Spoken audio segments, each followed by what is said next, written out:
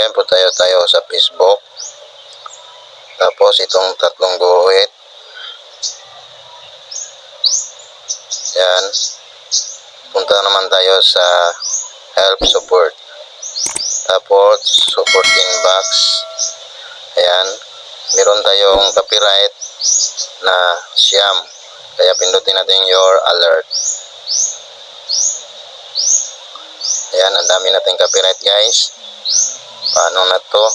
Ito ang dahilan kung bakit hindi tayo monetize. Kaya pindot tayo ng isa guys. Ayan. Tapos see details. Tapos pindot ulit. Ayan.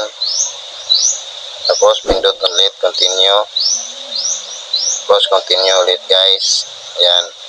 Kita natin yan, basahin natin guys. Remove video. Tapos pindutin natin yung circle. Ayan. Tapos continue. Ayan. Meron dito guys nakasulat delete video. Samukan. Ayan. Pindutin natin yung delete video guys.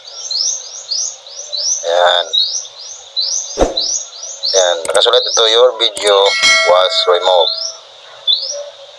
Ayan, na-remove na yung mga video guys na naka-copyright. I-close lang natin. Ayan. Yun lang guys. Para mawala yung mga copyright mo. Yung dahilan na yung gusto ma-monetize, hindi ma-monetize dahil sa copyright. Thank you. Salamat and God bless.